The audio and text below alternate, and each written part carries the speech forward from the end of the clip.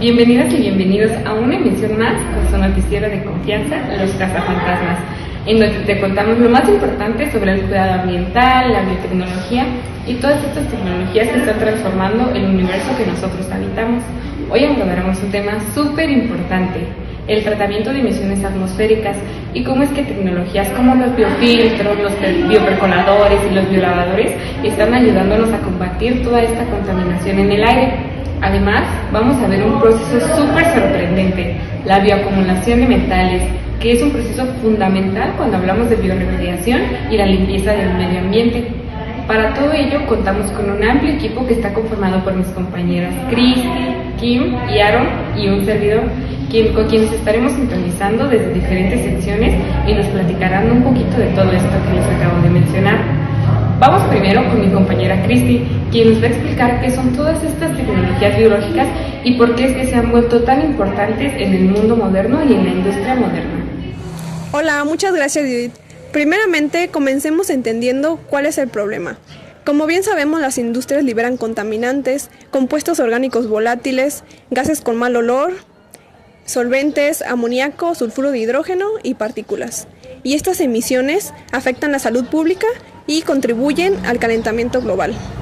En los últimos años han surgido tecnologías basadas en microorganismos capaces de degradar los contaminantes.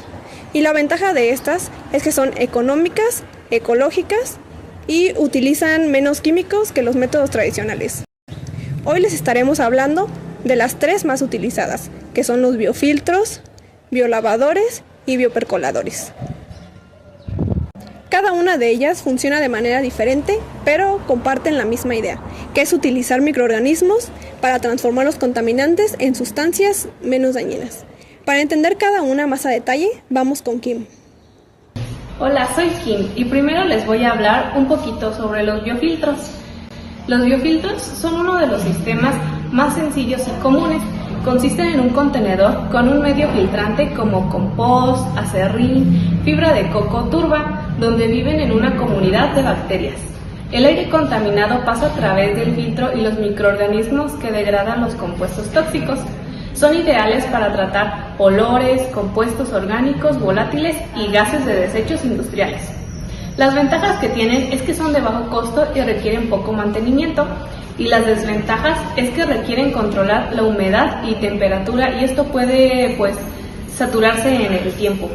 Los biopercoladores, también conocidos como percoladores biológicos, funcionan haciendo que el aire pase por un medio empaquetado donde se forma una biopelícula microbiana. A diferencia del biofiltro, aquí circula un líquido que mantiene la humedad, nutrientes y pHs adecuados.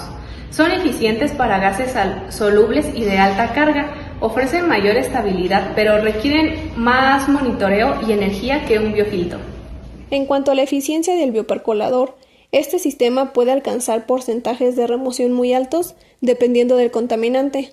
Para hidrocarburos, amoníaco y sulfuro de hidrógeno, normalmente trabaja entre un 80 y un 95%. En el caso de los olores y los mercaptanos, la eficiencia suele estar entre un 70 y un 90%. Y para compuestos más específicos como el disulfuro de carbono o el cloruro de monovinilo, puede llegar a valores prácticamente completos, alrededor del 98 al 99%. En general, estos rangos muestran que el biopercolador es una tecnología muy eficaz para reducir olores y diversos contaminantes presentes en corrientes de gas. Bueno, finalmente los biolavadores o bioscrumbers combinan dos fases, una torre de lavado y un reactor biológico. El aire se lava con un líquido absorbente que captura los contaminantes. Luego ese líquido pasa al reactor donde microorganismos biodegradan las sustancias, que son muy útiles para gases ácidos, compuestos solubles y emisiones constantes. Son más complejos, pero también más controlables y con gran capacidad para cargas más altas. En este diagrama se muestra cómo es que funciona un biodepurador o un biolavador, que como ya se mencionó, consta de un depurador de gases y un reactor biológico. En el depurador de gases, el agua de lavado absorbe los componentes a eliminar de la corriente de gas. En el reactor biológico, los contaminantes absorbidos por el agua de lavado se degradan biológicamente.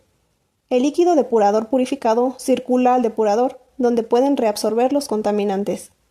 Los hidrocarburos biológicamente degradables se convierten en agua y dióxido de carbono en el biodepurador. Los hidrocarburos no degradables permanecen en el agua de lavado. Componentes como sulfuro de hidrógeno y amoníaco se convierten en sulfato y nitrato respectivamente.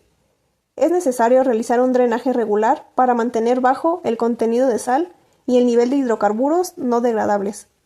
Esto puede realizarse en función de la conductividad o mediante una descarga fija. El nivel de descarga se determina por la composición de los gases de combustión. Se ha establecido que la degradación biológica estable aún puede lograrse con un contenido de sal equivalente a una conductividad de 5 milisiemens por centímetro cuadrado. Un tiempo de residencia hidráulica para el agua de lavado de 20 a 40 días máximo produce buenos resultados. El depurador de gases debe diseñarse para garantizar que el tiempo de residencia de los gases sea de aproximadamente 1 segundo. Este tiempo puede ser ligeramente mayor o menor, dependiendo de la solubilidad de los componentes. El depurador debe contar con un empaque abierto especial y boquillas de pulverización especiales para evitar la obstrucción por biolodos, que son lodos tratados y estabilizados de aguas residuales. Además de una fuente de carbono o hidrocarburos, el sistema biológico también necesita nutrientes para sobrevivir.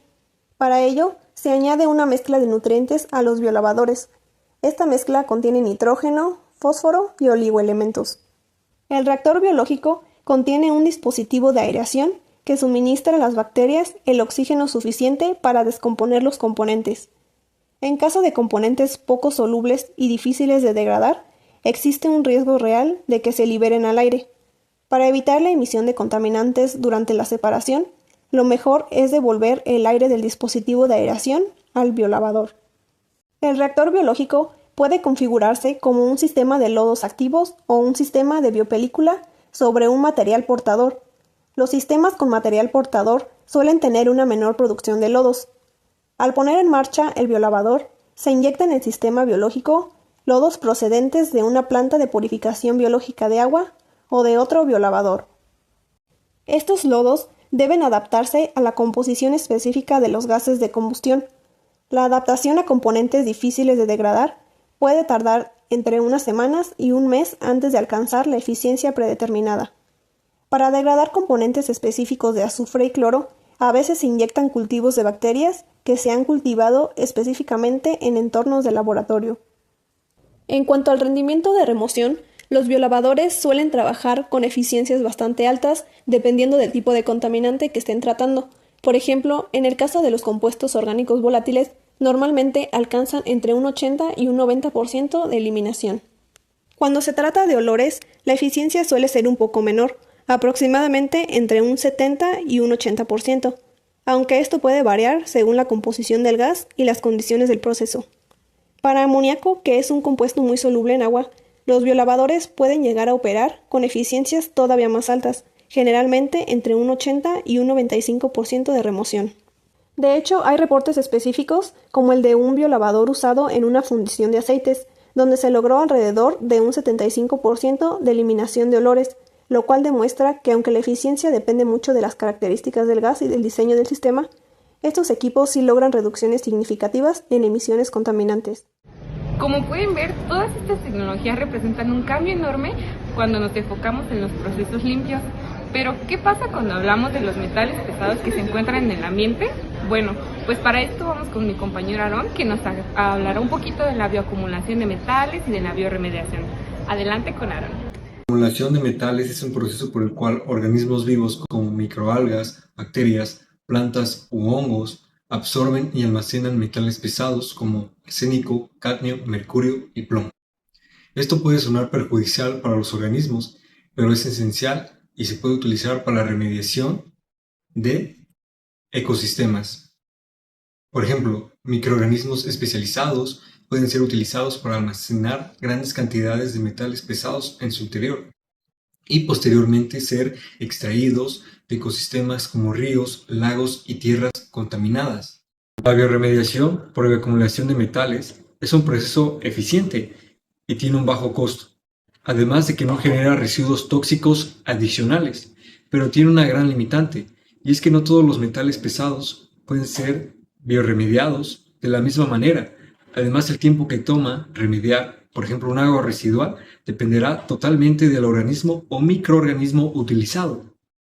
Ahora bien, ya que sabemos eso, podemos estudiar diversas cepas o crear microorganismos o organismos genéticamente modificados que tengan genes que puedan ser utilizados para acelerar este proceso de remediación.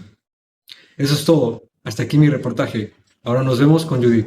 Gracias Cristi, Kim y Aarón por toda esta información tan completa que nos acaban de brindar.